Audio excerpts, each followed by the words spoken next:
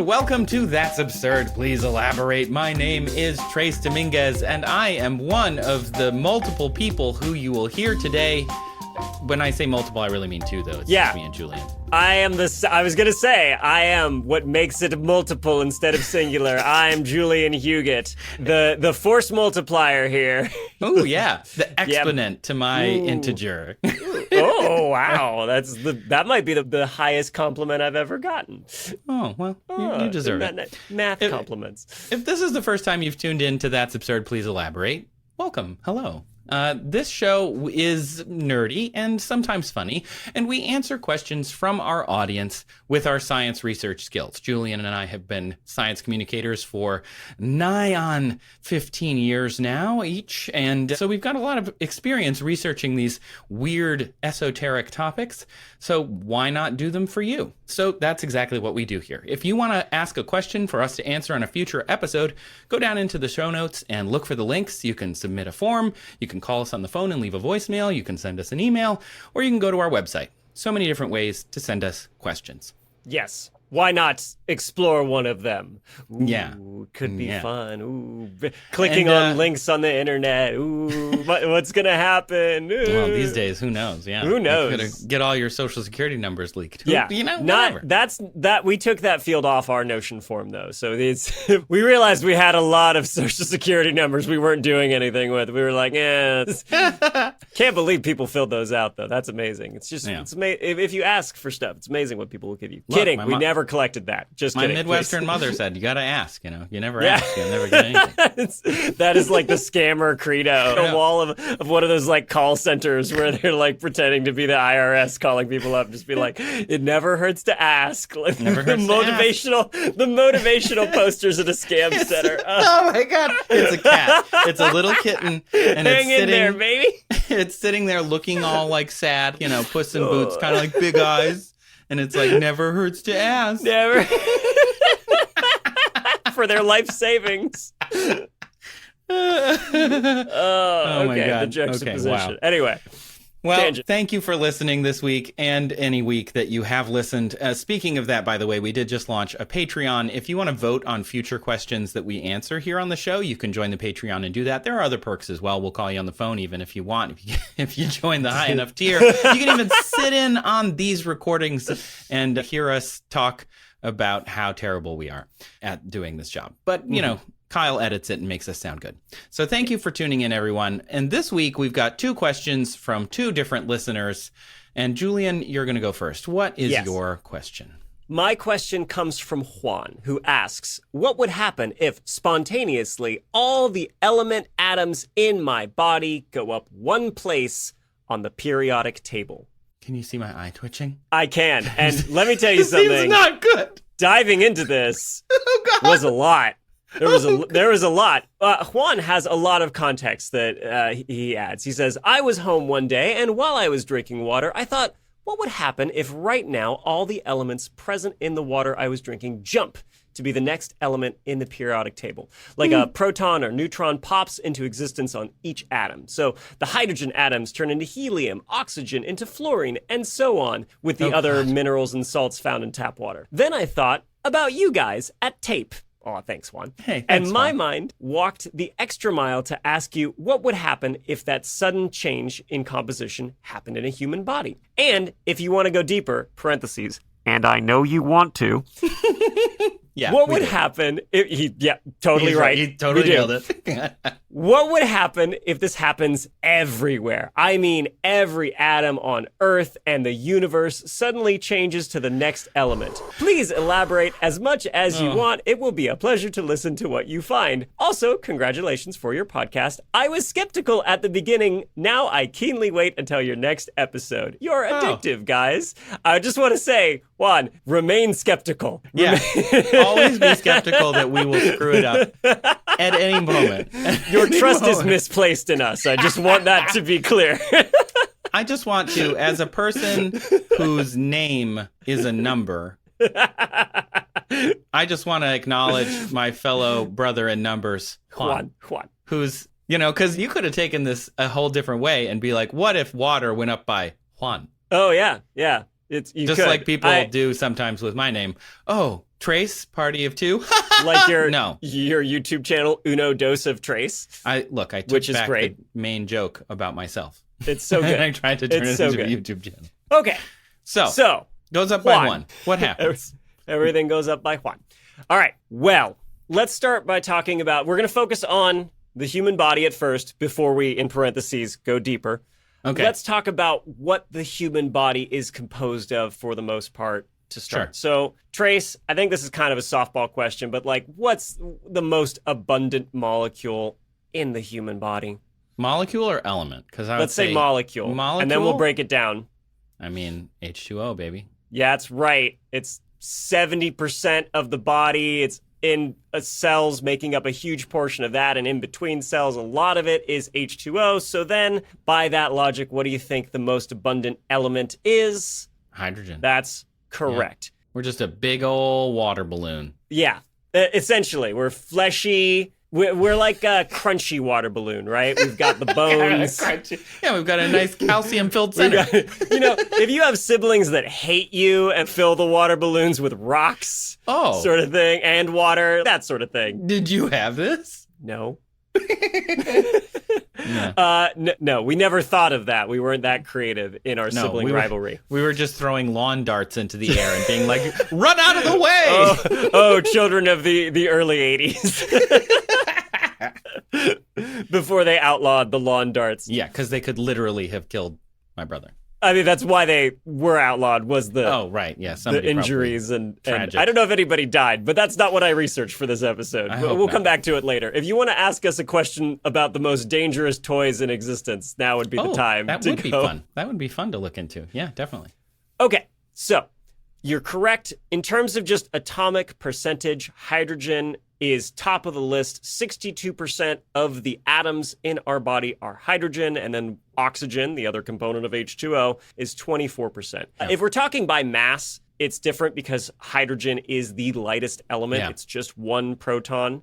So oxygen makes up the greatest proportion of mass in our body. 65% of a person's mass is oxygen. After that, it's carbon, which is sort of the backbone of all the molecules in our body, because carbon is super versatile based on where it is in the periodic table. It can accept electrons and share them. So carbon's capable of forming 4 bonds, which is why it's so versatile. Yeah. It's more of a poly kind of, situation. Yeah. It's very open-minded.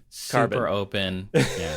Very, very progressive. So yeah, it's the second most abundant by mass, carbon. It's 18% of body mass. Then hydrogen, even though it's so light, by mass is the third most abundant. That's 10% of our mass. So that should tell you just how much there is. Yeah. And then nitrogen is 3% of your mass and about 1% of the total atoms. After that, we start getting into very small, like 1% around and below in terms of mass. Calcium is 1.5% of your body mass. It's used in bones, teeth. It's important in neurons firing, muscle contraction. Yeah. Phosphorus, 1% of body mass. It's found in nucleic acids. Potassium is 0.2 to 0.4% of our body mass, also useful in nerve conduction.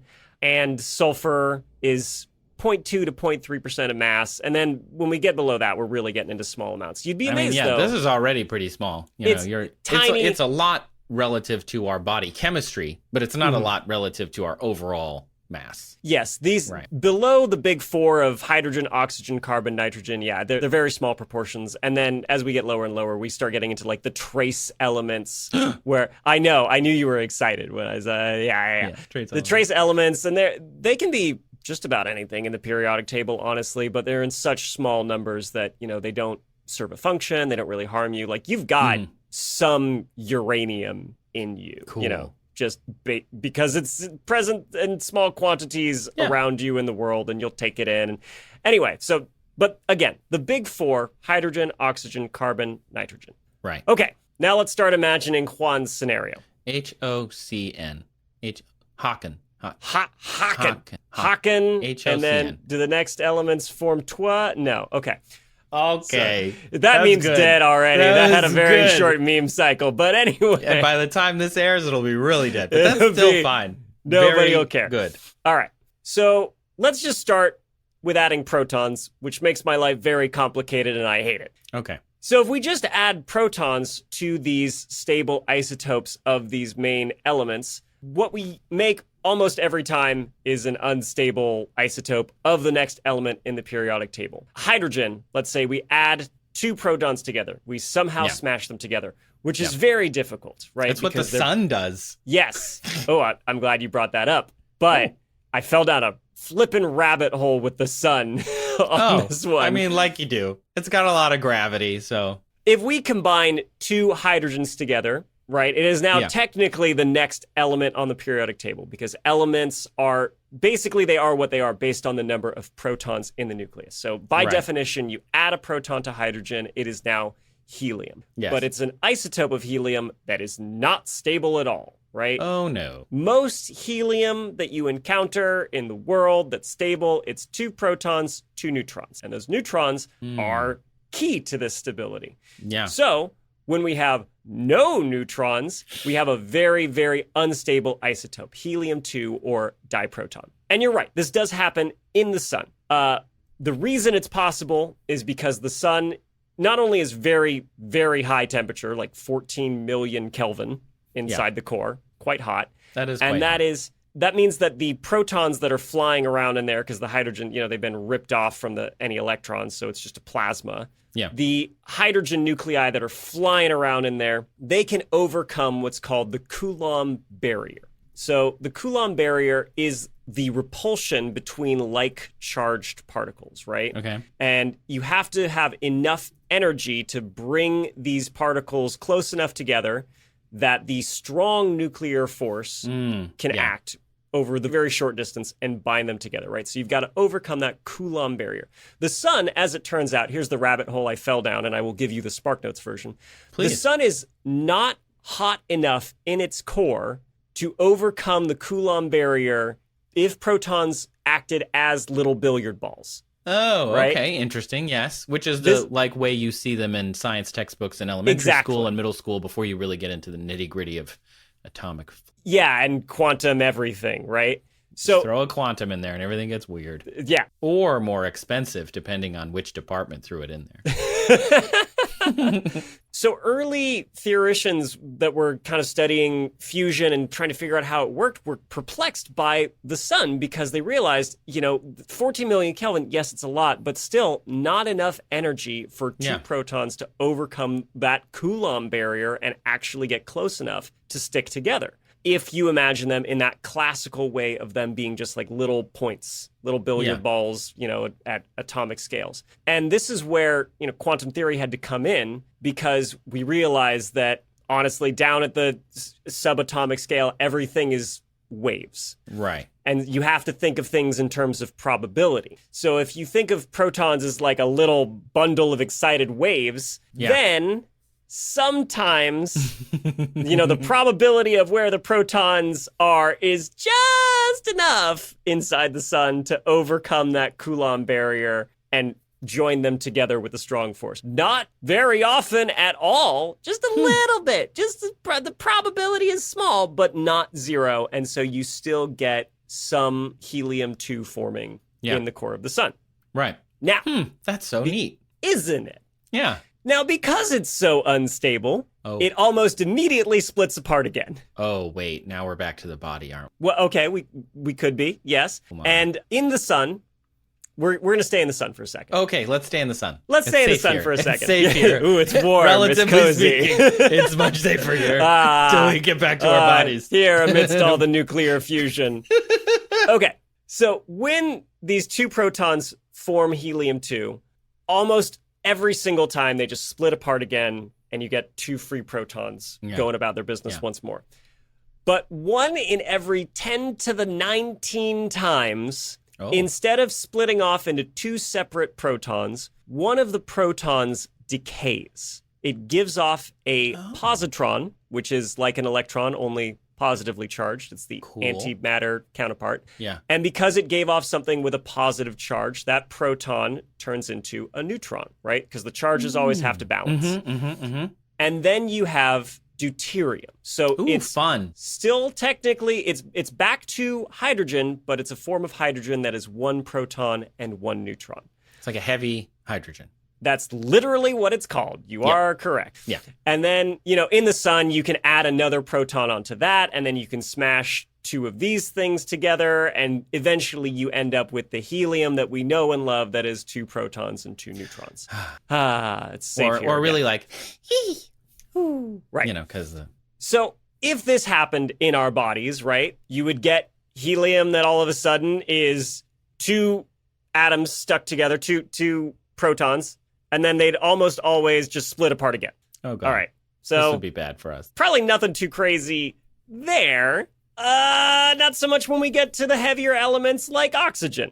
Yeah. So it's not so simple when we have our heavier elements getting a proton added to them, like carbon. So if we add a proton to carbon, now it's nitrogen, but it's not a stable form of nitrogen. It's nitrogen 13. Normally nitrogen has 7 protons, 7 neutrons, so it's nitrogen 14. That's stable. Nitrogen 13 isn't. It's radioactive. Oh, it has that's fun. a half-life of 10 minutes. Oh. Again, it gives off a positron like the diproton does, and it decays into carbon-13, and it's got a half-life of about 10 minutes. And carbon-13 is stable. Oh, Likewise, nitrogen, you add a proton to it, that becomes an isotope of oxygen, but not oxygen-16, which is stable. It's oxygen-15. It's got a half-life of about 2 minutes, gives off a positron, decays to nitrogen-15 again. So we're ending up back where we were, but after a few to several minutes of it being something else. Yeah. Fun side note, both of these isotopes are used in medicine. Oh. Yeah, because they emit positrons that then interact with electrons, right? It's the antimatter counterpart. They annihilate electrons. It gives off gamma radiation. We can use it in functional imaging. You ever heard of a PET scan? Positron emission tomography. That is correct. Yes. Yeah, ding, nice. You should get a prize for that or something. Thank you. Yeah, so we use these radioactive isotopes in medicine, but it's not like they're what makes up our body. We Right. only use them in like small amounts to kind of trace what's happening in your body. I keep saying your name this That's episode. okay. It That's fine. shows up all Do the you time. like it? Yeah. It's nice. It's nice to hear you say my name. So again, this is complicated because of the decaying, but fortunately for me, Juan mentioned like, oh, what if we added a proton or a neutron? So I'm going to take the coward's way out. Right. 2 options. The coward's way out. And Yeah. Okay. Fair. I'm going to also say that we add a proton to these atoms to make them stable, right? So I don't have to factor in, oh, it's going to become a new element and then decay in a few minutes because, Yeah. You said just then proton, by the way, which I think you meant neutron. I'm going to also add a neutron. Right. Yeah. We're going to add a proton. Also add a proton. So Are you sure I said proton? Mm-hmm. Trace, there was a joke right there. I'm going to give it to positive. you again. There you go.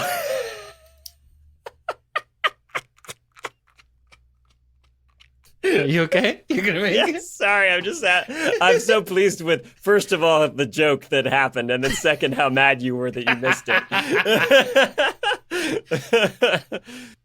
Okay, Juan is tuned out. Juan is no longer, he has given up. Juan's like, okay, we're never going to get into this. Oh, I regret placing my trust in them. Okay, so yes, we add a proton and neutron, so it's stable, and then let's figure out what happens from there. Remember I mentioned the Coulomb barrier earlier? Yeah. Just a few Right? minutes ago. When things with a like charge repel each other? Oh, no. What happens? So, if we've only added protons and neutrons, so we've given everything a positive or maybe neutral charge, but everything, let's just kind of blanket statement, gets +1 charge. Yeah. Trace, what happens when like charges come near each other? Oh, no. They don't like it. No, they repel each other. As a matter of fact, there's a term for this. Oh, no. It's called a Coulomb explosion. Oh, great band name. Great band name. Ugh. Add great it to band. the t-shirt. Definitely electronic music. A A lot of keyboards, Coulomb explosion. Coulomb explosion. It's just one dude, though. It's just one. Hi, everybody. I'm Coulomb explosion. He tried to have bandmates, but he just keeps repelling them. Are you positive about that? I'm going to bring it back to you. I'm going to throw it back in your face. Okay, so we actually do use Coulomb explosions in like laser etching. If you have a high enough power laser that you give the electrons in the material enough energy that they just leave, and you're left with a structure that's got more of positive charge, it'll just destroy that crystal structure that you have and just turn the whatever it is that you're lasering into plasma. Unlike other laser etching, like lower power laser etching, you'll melt it, you know. But the problem with that is you can, through the process of adding heat, you can change the structure of whatever it is you're etching. But with a high power laser, you can still vaporize the stuff, but not fundamentally change the structure of whatever it is you're etching, you know, underneath it. So it's like a quote unquote cold laser etching, even though it is much higher power. Like cold fusion. And you're like, you're still doing fusion, so ain't cold. Not, it's not like iced coffee. Cold in name only, right? In that it doesn't change the material that you're lasering. Right. Cool. Aside from what you vaporize. But yes, now imagine, right, like all the, every atom in your body. Yeah, that would not go well. No, It'd be very bright. You would spontaneously fly apart in every direction at an atomic level. Yeah. So that's bad. So I'm going to add a one more thing that Juan didn't mention, which is let's add an electron in there to sort of balance everything out. Okay, good. So we're not overcharging ourselves. We're not being too positive. We're not we're keeping the charges neutral, and we're adding a neutron to increase a little bit of mass as well. So we're increasing, a couple of atomic masses and an electron. Yeah, and we're keeping everything stable by adding that neutron, right? Yeah. We're not creating a bunch of charge-wise. Yeah, and we're not creating radioactive isotopes with the neutron. Thank goodness. Yes. Okay. Well, now if this happens, I mean, it's still terrible. Yeah. So I'm going to start with the stuff that matters less and then work to probably what I think is the most important thing. And that is, like we talked about with carbon, it's so essential to life because of that ability to form 4 bonds, right? Yeah. It's along with being present in our atmosphere, right? So because when it joins up with like carbon dioxide, we can pull it out of the air and make things with it. Organisms can in general, right? Like plants. So that's an important feature. And then the other important feature is the fact that it's so versatile and you can build so much using it because of its ability to form 4 bonds. Well, now, if it turns into the next element up on the periodic table, it loses that ability, right? Oh, no. So our carbon is now nitrogen, and nitrogen can form 3 bonds, but that 4th slot that carbon can form, that's actually taken up by a pair of electrons that fill up an orbital, and they're like, we don't need you. And not only that, it complicates the geometry of the bonds, right? Carbon can form 4, all around it, but nitrogen with its 3 bonds kind of forms like it forms like a little pyramid shape. Yeah. Because that pair of electrons that's floating around repels the other bonds. So fundamentally what you've done is changed how all of the different molecules in your body can actually form. Yeah. So you've kind of taken away like the most important element for building them, and you've replaced them with one that is not as good. Yeah. So, no thank you. No bueno. No. So all your molecules are going to spontaneously reform, but you also got, like he mentioned, when oxygen turns into fluorine, fluorine not great. Is not great. Incredibly reactive. Yeah, not so good. On the periodic table, right? It's a halogen. It is the most electronegative element on the periodic table, and what that means is it just loves grabbing electrons from other stuff. It rips them. It's just so pumped. Rips them apart. Fluorine gas. Yes, right? I was going to say, glad you brought that up because that stuff's terrible. Fluorine gas can light a cigarette without a flame. If you just expose the end of the cigarette to a stream of fluorine gas, it will catch on fire. It's just like, I'm going to rip these electrons. Woo! Yeah. Fluorine gas is the elemental version of the question asker Ricky. Ricky. Fluorine is the Ricky of elements. Yeah. Thank you, Ricky, for asking the question, how far could I get off the ground if I farted really hard? And that is fluorine. Fluorine is the hold my beer of elements. Chlorine's like, oh, man, I'm gonna clean up this pool. I'm gonna rip all these electrons off this. And fluorine's like, hold my beer. Yeah, that's cool.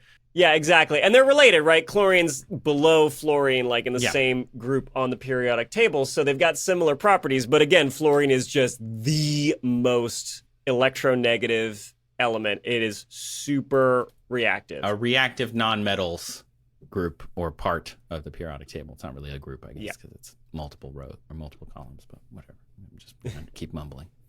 I'm going to mumble my way out of this one. Mumble, mumble, mumble. Mumble, mumble, mumble. Okay, so basically you'd have fluorine running roughshod through your system because, again, remember, it was our nitrogen. So a whole 1% of your body is all of a sudden this incredibly reactive element, which is a lot. Wow. But it doesn't get much better with the other elements, right? Like we talked a while ago about chickpea TNT. Yeah. And why things like TNT or dynamite are so explosive. And the reason is because they're in a crystal structure that's very easily kind of comes undone, and then a lot of the atoms in it rejoin with themselves and turn into a gas. Yeah. Right? Like the nitrogen, the oxygen, all these things in TNT. Well, all of a sudden we've kind of ripped apart, because our carbon's gone, we've ripped apart all the molecules in your body, and now there's a lot of these elements that are going to spontaneously recombine. So yeah, basically, again, even without the Coulomb explosion, you explode. Yeah, but in a different way. So you explode. So far, we're exploding in multiple ways. In two different ways. Wow. Yeah, it's bad. Right? You've got the fluorine, you've got the oxygen, you've got the nitrogen. Yeah, it's bad. It's bad. And then the thing that I thought was really interesting, an element that we brought up in the very beginning, the most abundant element, again, was hydrogen, right? Yeah. 62% of the atoms in your body are hydrogen. Right. Now, all of those are helium. Right. Trace, do you remember when we talked about where helium comes from? Like the helium that we use for balloons and stuff on Earth? Yeah. What about it? You might recall that the helium that we use on Earth is actually a byproduct of nuclear radiation and decay. Right. Yeah. So one of the types of radiation that exists is alpha particles, and that's basically just a helium nucleus. So the issue with helium, right, is it's a noble gas. It doesn't bond with anything else. It just exists on its own. It's very whereas hydrogen, it's very inert. It's I like the noble gases. I had to do in chem. So I was a chem major for a while, and then I didn't pass calculus. So I was like, I'm gonna switch. But I had a mnemonic for remembering the noble gases, and it was a helium balloon suspends a Dodge Neon with Superman inside wearing Argyle socks, argon, and Superman and Krypton. And the Dodge Neon had xenon headlights and then radon. I just had to remember. And then also radon. And also radon. Again, I'm picturing the actual balloon, Dodge Neon, Superman, and then just underneath it, just the words, also radon. Also radon. Wow, super helpful. Thank you. But, mnemonic. You're welcome, chemistry majors about to start the school year. Okay, so the helium is inert, but the hydrogen that it formed from, that's very reactive. And if you've taken an organic chemistry class, or if you just kind of any chemistry class, you know that hydrogen is all over the place, right? Yeah. Like when we're drawing molecules in their most simple, quick way to draw in an organic chemistry class, like carbon's so abundant, you don't bother labeling that either. Just like whenever you see a little hexagon, the corners of the hexagon, if they're not labeled, they're just carbon. Yeah. But like I said, carbon forms 4 bonds. So the bonds that aren't drawn are just assumed to be hydrogen because it's so abundant. It's just, that's going to be hydrogen. Yeah. Yeah. I mean, it's not a coincidence that when you listed the most abundant elements in our body, they're all like the org chem elements, right? Yes. Haken. Hydrogen, oxygen, carbon, and nitrogen. They're like, oh, cool. All org chem majors went, Yeah, so it's everywhere. It's not just water, though, but like in all the organic molecules, if you just kind of need like another element to get stuck on there to cap off like however many things something's bonded to. Yeah. Bam, hydrogen. Fats, right, are just long chains of hydrocarbons that are then chained together, right? So it's just carbon with hydrogens and carbon with hydrogens just over and over and over again, right? So all of these hydrogens, if suddenly they become helium, oh no, well, they can't bond to those carbons or oxygens or whatever anymore. Right. Now, for people who are unaware of why they're called noble gases, is because they're all snooty and they don't want to bond with anyone else. They're just I'm helium with the peasant gases. So once you've got a helium, they're like, I ain't gonna bond with nobody. Nope, nothing. So that's not great.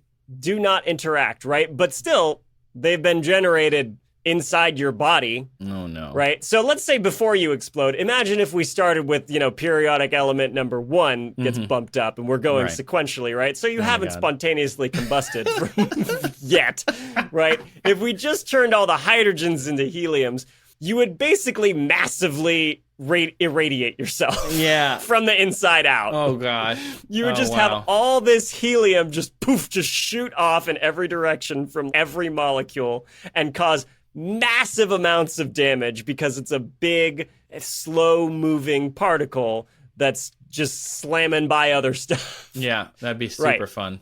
So that's bad. And then, then you'd explode. Right, then you'd explode 2 ways. So Juan, in his, preliminary question of just what happens to us, you'd explode, you'd be irradiated, you'd explode some more. And everybody would be doing it at the same time. And everybody, yeah. So that what if it happened one at a time? If it was just one person, you'd be like, what the? Oh my God. Yeah, just like a glitch in the Matrix or something, and they added like one, all the elements get shifted one place. You really hope you're not at a Taylor Swift concert. That'd be that's awful. No, the concert would be really good, but it'd still be a great exploding show. People. Still be worth seeing. Maybe be the best show. I could still see somebody. How was the show? Oh my God, Taylor was amazing. She did all my favorite songs from her different eras. The guy 3 rows back spontaneously combusted. In 2 different ways. Footnote, exploded in 2 different ways. Both a Coulomb explosion and then... You know what? Swifties are very smart. They might have realized that. Yeah. Be like, is that a Coulomb explosion? Oh my God.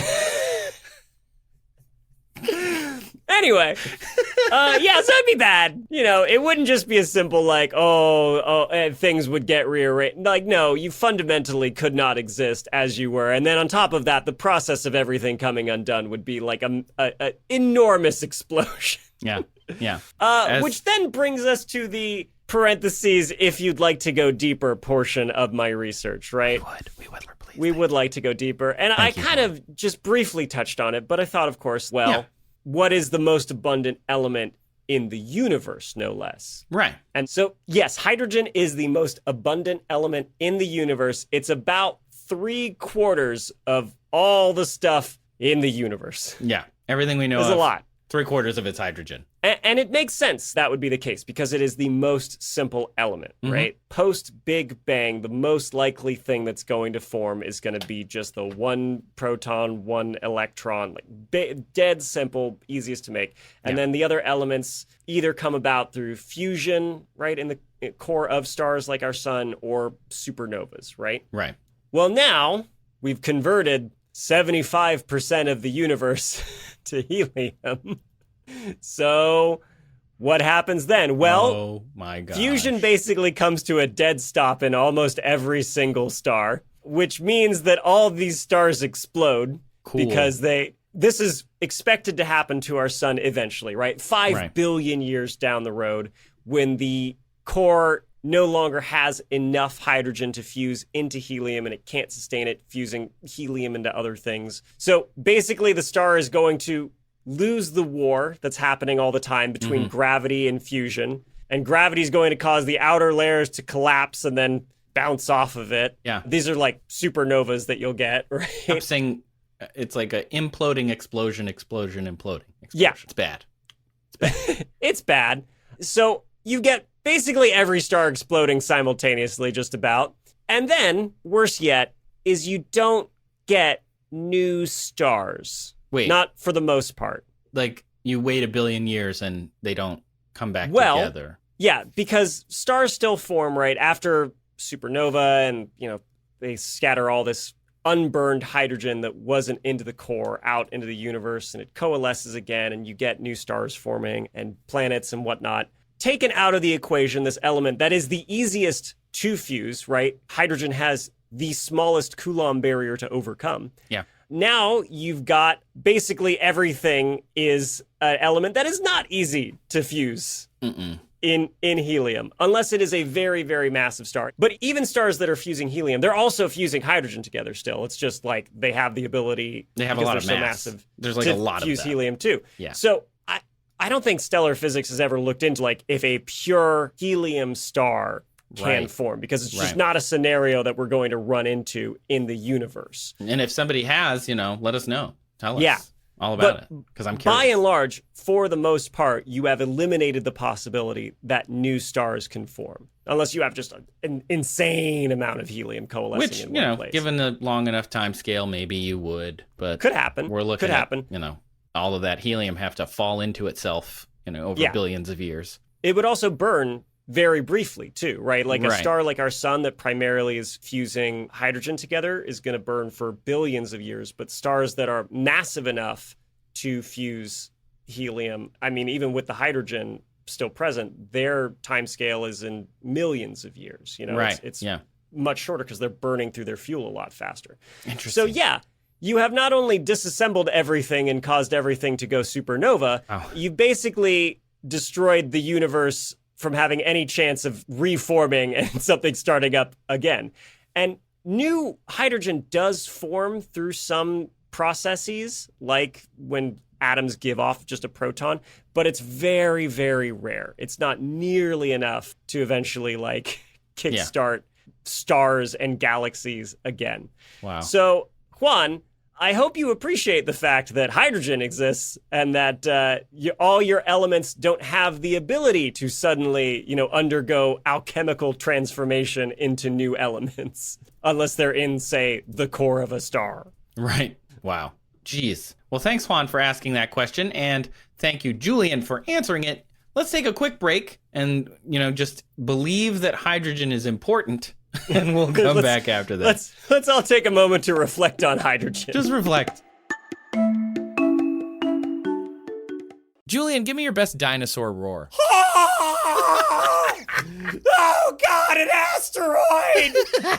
It's horrible! Wow, that was not where I expected that to go. We're popping in before the show to tell you about I Know Dino. It's a dinosaur podcast. We think of those dinosaurs being this thing that's been dead for tens of millions of years. Even so, studying dinosaurs can still teach us stuff that is relevant to the world today. Yeah, like climate models to help us understand global warming. Migration patterns of dinosaur lineages, they tell us about Earth's changing continents. We can also study dinosaur diets, what plants lived then and maybe what animals and how they interact. And, this is super cool, many dinosaur injuries, paleopathologies, they're the first known occurrences of diseases. And they talk about all this kind of stuff on I Know Dino. It comes out every week with new dinosaur stories that you're not going to hear anywhere else. Like, I hadn't heard of a lot of these, which is pretty cool. You can find I Know Dino on Apple Podcasts, Spotify, wherever podcasts are. And if you found us, you can probably find them. Go check them out.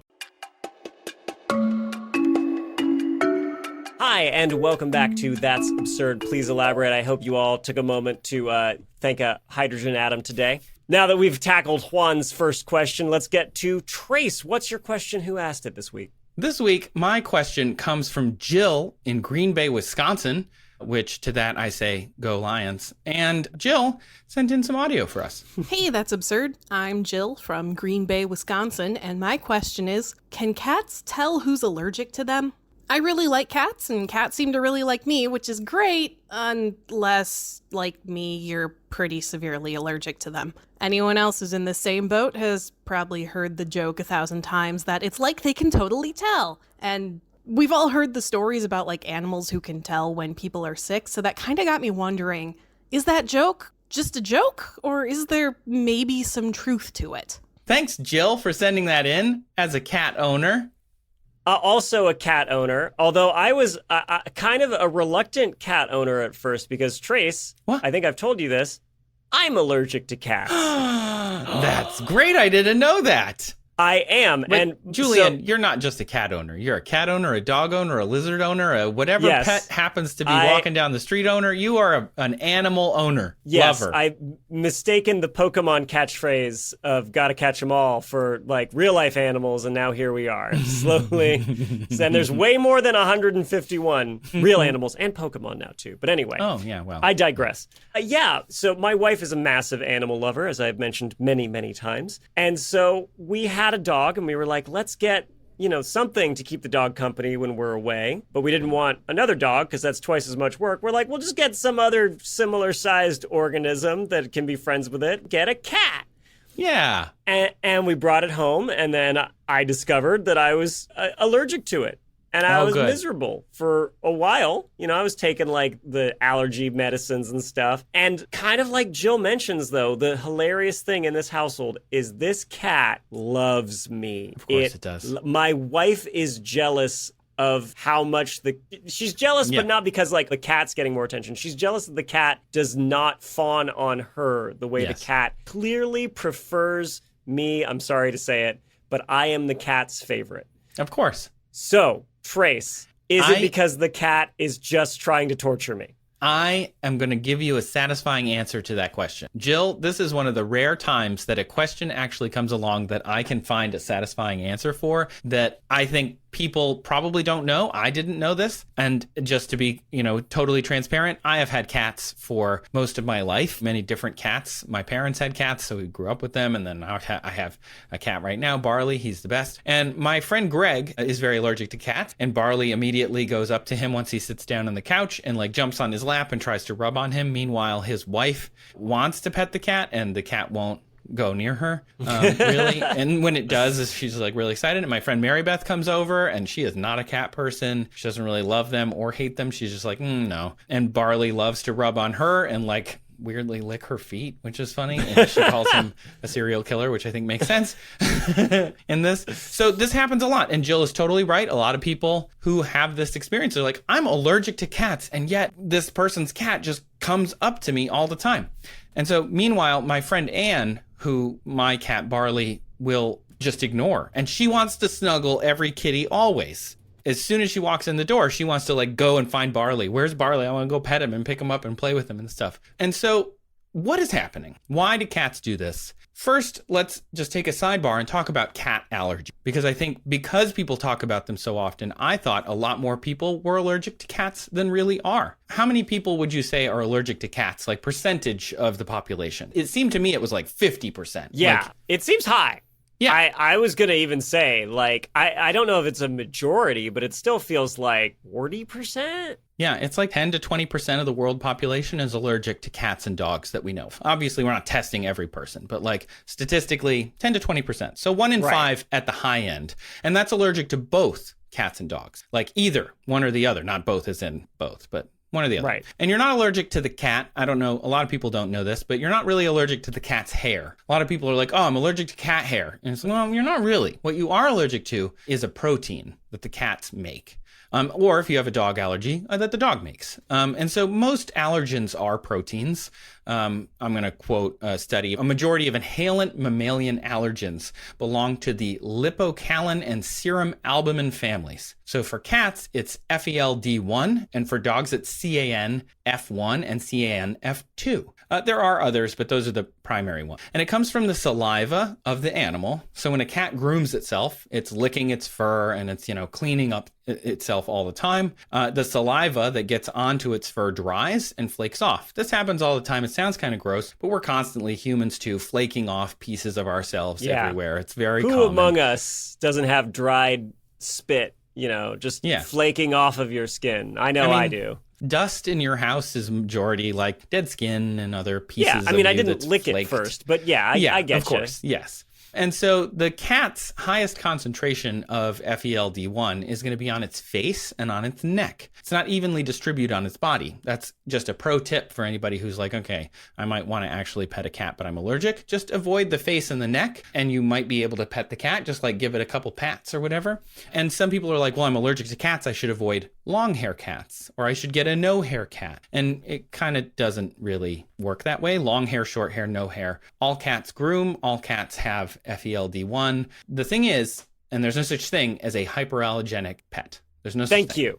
Yes. Thank you. That is a thing that drives me nuts. There's no such thing. I don't like when like breeders or whatever, oh, they're hypoallergenic. I'm like, No, you should they're know not. better. There's no Not such a thing as thing. a hypoallergenic pet, dog or cat. They do not exist. The thing is, these allergens require a threshold, much like COVID-19 or any other kind of thing that your body is reacting to. There has to be a threshold of that. And so some breeds of different dogs and cats produce less FELD1 or CANF1 or CANF2. And so our bodies don't react to it in the same way.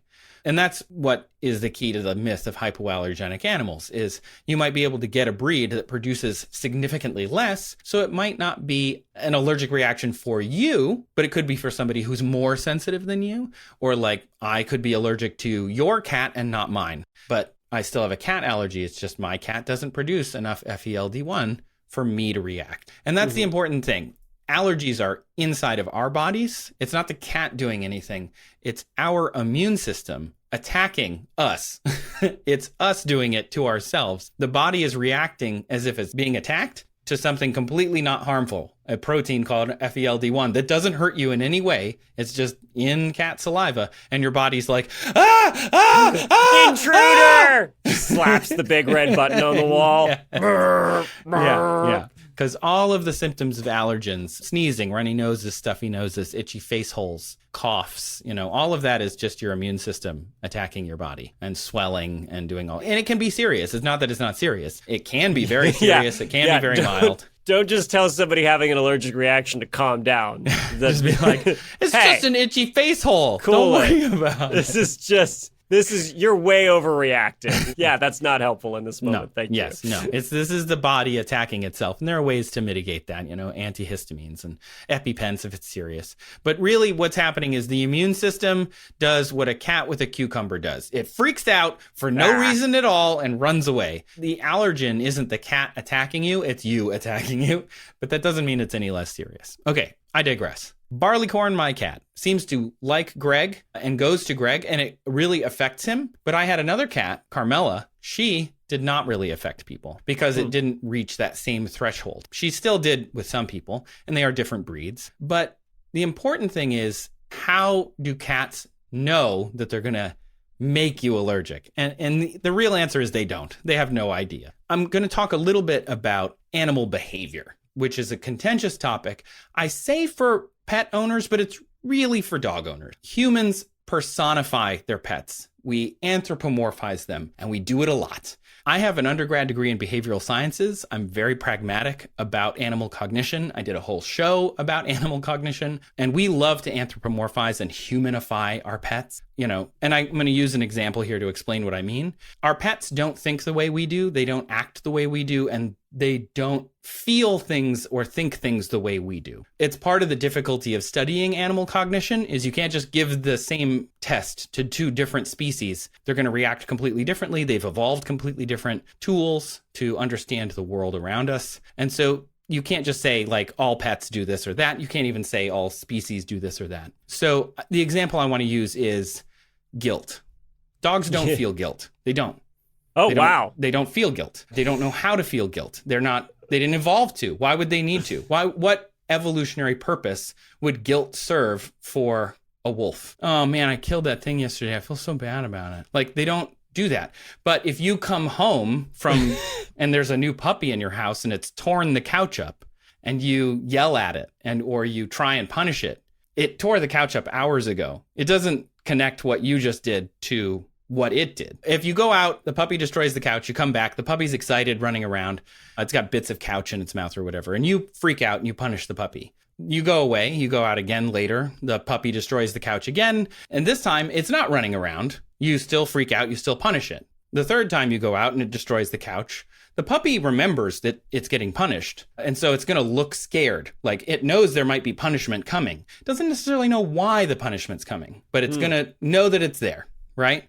You don't freak out and you think, oh, she's guilty. She feels bad for destroying the couch. The puppy does not feel bad. What the puppy does is, oh, if I look sad, if I make my face do this, I don't get punished. So that's what I mean about the behavioral sciences thing. It's a nuance. We can anthropomorphize it and say, oh, it's feeling bad, but it doesn't feel bad. It just looks bad to us, looks like that. It's put a look on its face that we interpret as guilt and shame. And so we give it reinforcement to do that in the future by not punishing it and maybe petting it and cuddling it and being like, oh, it's okay, you feel bad. We're giving it reinforcement to make it do that again.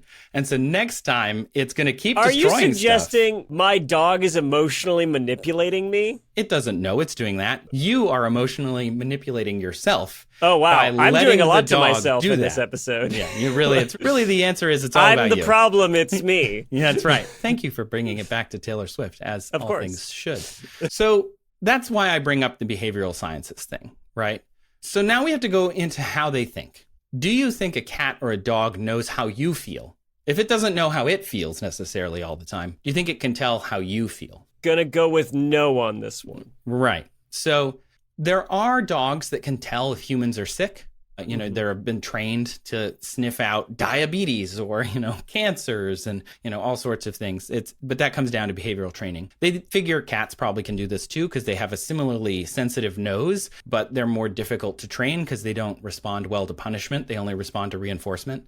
Both animals can likely smell hormonal changes in our bodies and things that we do that change. So, for example, if you're sick, you might normally get up and go to work every day, shower, brush your teeth, feed the pet, make coffee, all of those things. If you think about those from an objective standpoint, that's you get out of bed, you smell a certain way because of the toothbrushing or the shower, you make a thing that smells, you provide reinforcement of food, you provide more smells, and all of these things are in a routine. Cats love routine, dogs too. So if you're sick, you change that. You don't make the same smells. You're not doing the same things. You might actually make different smells. If you drink a tea that you don't normally drink or pop a cough drop in your mouth, you might smell different, like menthol-y. And the cat's like, oh, that's different. So I'm going to come and be curious. I'm going to walk on you. I'm going to cuddle with you because you're in bed and you're still warm and you haven't left. And I'm curious about this. And you think, oh, he's checking on me. Right. I'm sick and the cat's coming to cuddle me. So now you want to reinforce the cat's behavior. And again,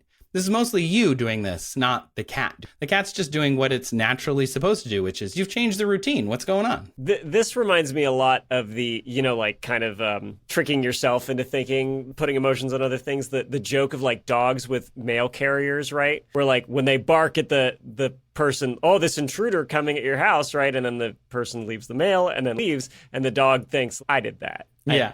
Heck yeah, that worked. I'm the reason, right? Yeah. It kind of sounds like that to me, but the next level up, where we're doing it back. Yeah. Oh, wow, this thing, it cares for me. Yeah. Oh, it has so much agency and emotional intelligence. And it's why are you still in bed? I'm hungry. Right. Or like you said, you're warm.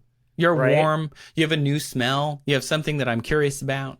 I read years ago about a cat that supposedly at a hospital, it would perch on people the night before they died. And so you're talking about Oscar the cat that I was about to bring up? Yes. Oh, okay. You're the best. You're the best. Oh, I want to just interject though quick and say, you said oh, you love me and you care about me. All the research shows that both cats and dogs very much do care about their owners. The studies have shown that they get joy and they get pleasure. They get happiness from being around their people. So they definitely love you. They just don't feel more complex emotions necessarily. At least that we can tell. Maybe they do. Maybe I'm entirely wrong. And they do, but we just haven't figured out the way to suss out how they're feeling it and why they're feeling, we just don't know yet. But that doesn't mean, oh, but mine does and yours doesn't. Just a little more pragmatism could go a long way. Okay, so tell me about Oscar now. Oscar. Now, I read this on cats.com, so consider the source here. But that's Oscar, the most authoritative source there is from the sound of it. It's the .com they got for the cats. Domain. They have the top level. It's not like cats.pizza. This is a trustworthy. Yeah. A website run by cats? That's amazing. Cats.biz. Oscar lived at an intensive care facility and would pick random people to cuddle with. Of the patients he picked to cuddle with, 50 of them passed away hours later. Oh my gosh. So, yeah, it was depending on your spin, whether you're I'm going to make a joke here, but it's only because of the convenient anthropomorphized animal name. If you're on Fox News, with like a fox, maybe you'd be like, cats killing people. And then if you're on, I don't know. Are all cats murderers? Question mark? Yeah. And of course, Fox News is run by dog people. And so they would say, yeah, cats are killing their people. But it could also just be that cat was giving comfort to someone who was breaking their routine and they weren't sure why, but they were there to give them comfort and they could sense something was different. And then what they were sensing is, hey, this change in routine, smell, temperature, hormone, heart rate, strength, whatever it is, they might not know, but if the story of Oscar is true, and it's probably exaggerated, there's no way of knowing why Oscar did what they did. But we like to think that Oscar did it because they were giving comfort to patients who were near death. Yeah. Or the cat is actually the Grim Reaper's cat. Right. And that cat's just like, hey, next up right here. There is, interestingly, some evidence that cats understand cause and effect, which I think is pretty cool. And also the laws of physics, which I think is pretty cool. Yeah. And the reason that they know this is because, and this I think makes total sense, is because cats are solo hunters and they need to track where their prey are even if they can't see them. So if a rodent is running through the brush and they lose track of it, the understanding of cause, effect, and the laws of physics will help them be where the prey is going to be without being able to see them, which is pretty cool. Yeah. Smart. Yeah. Smart cats. Probably also why they push things off the shelf and be like, oh, interesting. Yeah, that's what I thought it was going to do. Yeah, they're little scientists. Yeah, just little teeny tiny little fuzzy, cute scientists, and I love them. So anyway, pets are not particularly well understood in many ways. So let's get back to the question at hand. They don't know that they're doing this. So why do they do it? Right? They don't know that they're making you feel allergic. They don't understand the social cues of itchy eyes or coughs or things that, they don't understand that. So what do they understand? They understand body language. They understand routines. And they also have their own ways of communicating. So Julian, why do you think cats go to people who are avoiding them? I have a pet theory. Ooh. Pun intended. I like the pun. It was a good one. And that is that cats crave attention from people who don't want to give it to them. You're not far off. You're basically, not to bring up the old horrible like pickup artist kind of fad for a little bit, but I know. But to me, it feels like cats respond to being negged. If you're like, interesting. I don't want to be near you. The cat's like, wait, but give me approval and attention. And like, and then if you're the opposite kind of person where you're like, oh my gosh, kitty. And then you try and pet it. The cat's like, ew, gross, desperate. But that's my personal. No, aside from the judgmental connotations there, you're not far off. Really? Yeah. There was a study in Nature in 2022 where they videoed human-cat interactions, which they called, adorably, HCIs. So they did it in a shelter where none of the cats knew the people and none of the people knew the cats. And they took a bunch of demographic data of the people. They coded the different cat. They coded like a general cat body with different places where the cat was touched by the person there. And they found that they were basically studying how humans and cats could interact and which ones they would go to and which ones they would avoid. So Dr. Marcy Koski told the place I read this, thewildest.com, quote, people who really like cats are apt to direct themselves at the cat. They face them, they stare directly at them, and they approach them. And cats tend to be like, whoa, whoa, whoa, whoa, whoa, whoa, whoa. Whoa, this is all happening too fast for me. Too fast. And actually, she wrote, this is way too much all at once. And the reason is staring is the first step in a prey sequence. So if you're a cat and you want to catch a rodent, or you are playing with a toy with a cat, what is the cat doing? It is locking eyes on that little toy wand or whatever. It is. And their eyes get huge, right? Their pupils dilate. They are staring at it. And that's the first step for a cat in the prey sequence. So if you walk into a house and immediately stare at a cat. Just lock on this cat. Right. The cat is seeing, that thing's going to try and kill me. The horror music starts. On the outside for you, it's like, kitty, kitty, kitty. Right. And inside it's absolute terror. And they don't speak English or whatever language you're saying kitty, no, they kitty, all kitty speak in. Romanian is fun true. fact about cats. Fun fact. Yeah, they do. That's a true fact right there. And so there's this fact. giant cat Fact hashtag fact cat number fact. 7. Fact number 7. Cats are haunted. I'm never gonna forget fact number 7 from our Grand Canyon episode. It's haunted. Cats are haunted. Fact.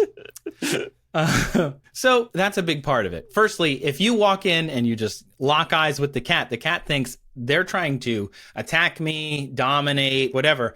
And what they learned in this study in nature is cats want to be in control of the interactions they have with in a social situation. They're curious about you, but if you come right at them, they're going to spook. And so the reason Jill and you and other non-cat people, or not really, actually, the study found that cat owners were not always actually good at interacting with cats, which I thought was very funny. People who essentially ignore the cat, to your point about the cat's like, hey, it's actually inadvertently doing exactly what cats prefer. Passively entering their space, letting the cat observe you, and the cat has control and can run the interaction. And once the cat is comfortable, it's going to come up and be like, oh, I saw you came in. Hey, what's up? How's it going? But if you don't want the cat to do that, literally, Jill, all you got to do, walk in the room, stare at the cat. Just stare at it. And not like angrily or chasing it or whatever, just keep looking at it, walk toward it, and the cat will walk away from you. It will be like, oh, God, okay, good, bye. You might be able to score so many points, right? If you come over to your friend's place and they're like, I know you're allergic to cats. And you're like, that's fine. And as a strategy, you're like, come here, kitty. And they're going to be like, wow, they love cats, but the cat keeps avoiding them. Good thing. Yep, that's right. So Dr. Koski mentioned as well, if you have a bag, bring a bag in the house with you. The cat will be curious about the bag and that they'll know something is in the bag, but they can't see what's in the bag. So if you want to interact with the cat, bring a bag and the cat will come right up to you and be like, what is up with this bag? You brought a bag. This is the windowless van for cats with free candy. It's a bag with that has a scrawled on the side. Free catnip. I must know. The cat's like, oh, there's free catnip in that bag. Whoa, what? I want free catnip. What's in the bag? What's it? Hey, stranger, hey, let me in your bag. You got catnip in there? Let me look. I should check. Bag inspector. You gotta walk in. You gotta be all suspicious walking in, like not looking, not making direct eye contact, but just kind of shaking the bag a little bit, like, oh, what could be in here? That cat's gonna come right up to you. You're gonna be a cat catcher easily. That's so funny. So they did also take, using the Big 5 personality test, the demographics of the people in this study. I don't know much about this personality test, and I just want to throw this out there. All personality tests are BS. The MBTI, also known as Myers-Briggs, is BS. The Big 5 is BS. Love languages are BS. Big 5 is the ocean, right? Openness, conscientiousness, right? Yeah. Like, oh, look at you and your mnemonic. Extroversion. Yeah, well, it's not as good as Superman with a Dodge Dart or whatever it was. Come on, you know what the next element. It's top to bottom in order. No idea. Openness, conscientiousness, extroversion, agreeableness, and neuroticism. And any guesses in the, again, adorably named HCIs, who did the best and who did the worst in those? And remember, the cat wants to be in control. Yeah, based on all this, right, it would be people with a low openness score, right, or low extroversion score. Yeah, so the best performers were the agreeable people because they were just like, all right, whatever the cat wants to do, that's what I'm going to do because I'm agreeable. And the worst were neuroticism people who scored high in neuroticism because they wanted to control the interaction and they won't relinquish it. They wanted to pet where they wanted to pet. They didn't want to pet where the cat wanted, so on and so forth. This is according to the people who did the study. It's their assumption. So why did Jill and Greg and Mary Beth get so much attention?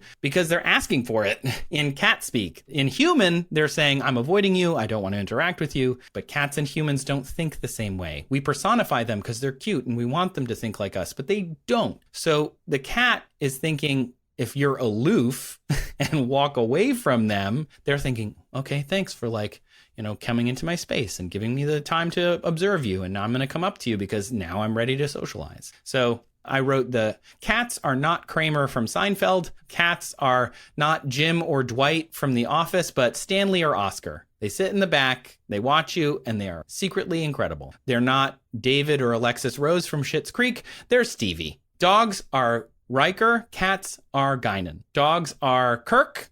Cats are Picard or Spock or even Data. Fair. Yeah. I think that's, Yeah. Fair assessment. Cats want to do things on their terms. They have their own code. They do their own thing. And their communication isn't always human communication. So they go to allergic people because they're ignoring them. Well, we do laugh about this in our house, right? Like I mentioned, the thinking of getting the cat was like to keep the dog company. And then we realized later that there's an uneasy piece. But I do think it's funny that a lot of cat body language and dog body language is like the opposite. Yeah. Right? Yeah. A cat with its tail swishing back and forth is, I'm about to bite you. You better leave me alone. Yeah. Whereas a dog is like, I'm happy. And then like a dog growling might conceivably also be similar to like a cat purring. Right?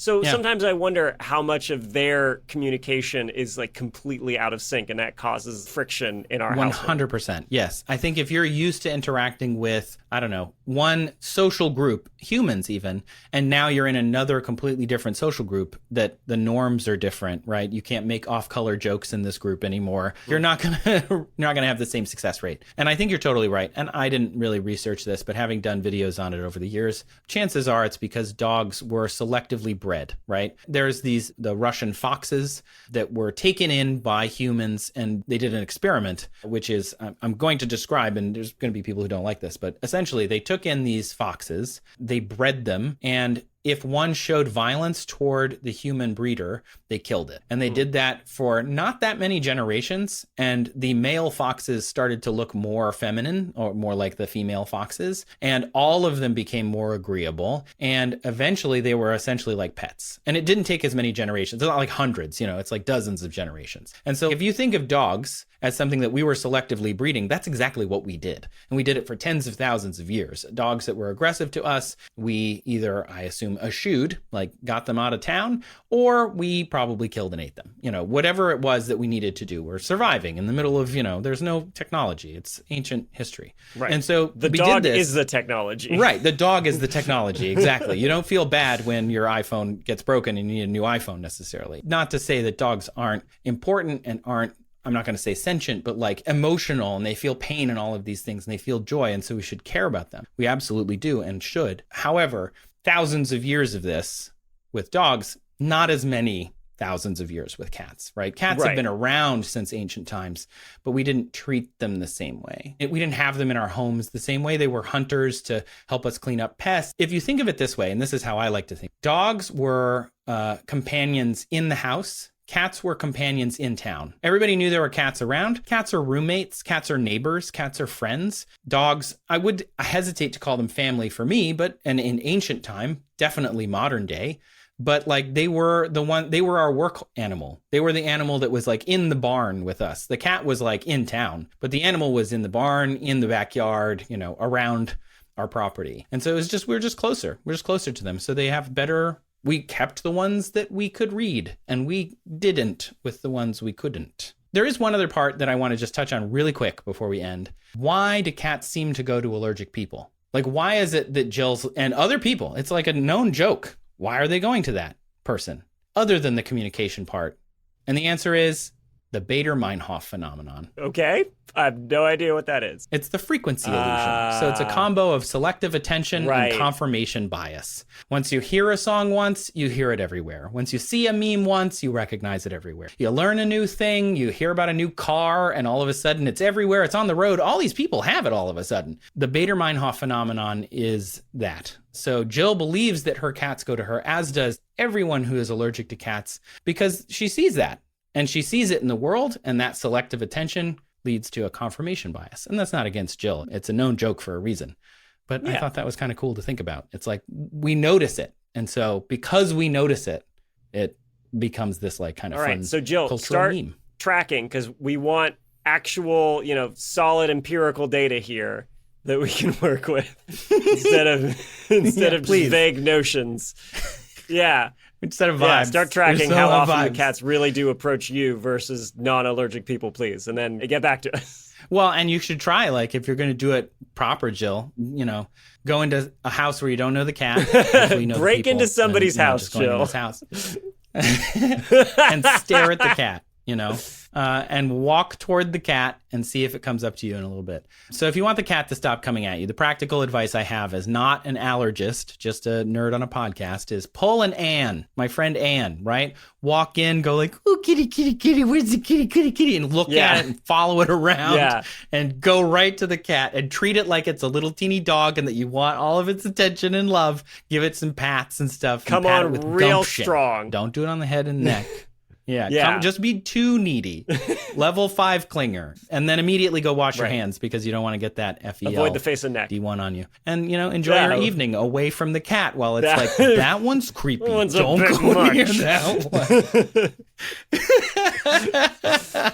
So, yeah. Thanks, Jill, for asking that question. That was really fun to look into because, I've definitely noticed that with my friends, It's too. true. It's happy ending, though, for me at least. I no longer have allergic reaction to my cat anymore, just so you know. That's amazing. Yeah, I looked into it, and apparently you can eventually, and it's not a guarantee, but you can not be allergic specifically to that like the one threshold animal, we're talking about. Like my cat, rises. Yeah, like my immune system apparently has seen my cat's FELD1 protein enough or whatever that it's like, all right, maybe this isn't it's just worth in the panicking environment about. now. Yeah. Like I used to wake up every morning miserable, and now I'm fine. Fun little corollary to put a button on that. Well, Trace, thank you for answering that question. That's great. Something I always suspected, but it's nice to have a real answer to, like you mentioned. So thank you. Isn't that cool? So as we wrap up another episode of That's Absurd, Please Elaborate, I want to thank you guys for listening. Everyone out there who's listening to this episode right now, think about, joining our Patreon, shooting us a review, sharing us with just one friend who's a cat person or a dog person who has had this meme happen to them. Tell your friend about it. Because to be honest, this show grows because of you, the listener, and that's just how podcasts work. So really thank you for tuning in. And we do have some new patrons since the last time we recorded an episode, so we're going to shout them out now in our end of episode new patron shout out time. Okay, here we go. Britt. Hausdorff. Nice. Les. Georgi. And Ren, thank you so much for joining the Patreon. Patrons get to vote on future questions. They can get voicemails from us. You can even get calls and sit in on this show when we're taping it and hear us mess up and sound really dumb while we actually search things here live on the podcast. So thank you so much to everyone who's joined the Patreon so far. It's been a great success so far. We're really excited about it. And yeah, you can join looking down in the show notes or go to the patreon.com/That's Absurd Show. With that, thanks for listening to this episode of That's Absurd, Please Elaborate. The show was created and written and produced by me, Trace Dominguez. And me, Julian Huguet. Who was also produced and edited by the wonderful and wonderfully talented cat person and maybe dog person, and honestly, I feel like just everything person, Kyle Sisk. We have a picture of him with our lizard, too, so clearly also likes lizard. Special thanks to listeners who submitted questions featured in this episode. That would be Juan and Jill. If you would like to submit a question, you can go and look at the form in our show notes or email us at hello@that'sabsurdshow.com or visit that website, that'sabsurdshow.com/ask. You can even call us and leave it in the form of a voicemail, 302-TAPE-SHOW. That's TAPESHO. You can leave us a review wherever you're listening right now, in whatever app or whatever thing you're listening. Leave us a star, leave us a heart, leave us a little, cat paw, a little nose, like, womp, whatever, boop, you got a boop. That's how cats.com ranks. Their podcasts. Cats.show. Finally, a special, I'm saying special a lot, special thanks to those listening on Nebula. Nebula listeners get access to ad-free versions of episodes. They can support us and other great independent creators who we respect and enjoy their content as well. To join Nebula, visit go.nebula.tv/That's Absurd Show. And as we say at the end of every episode, Julian, please don't add one proton to all my atoms. I was good. Please don't. Appreciate the hydrogen. In this house, we appreciate hydrogen. In this house. Live, laugh, appreciate hydrogen. It's on all my throw pillows.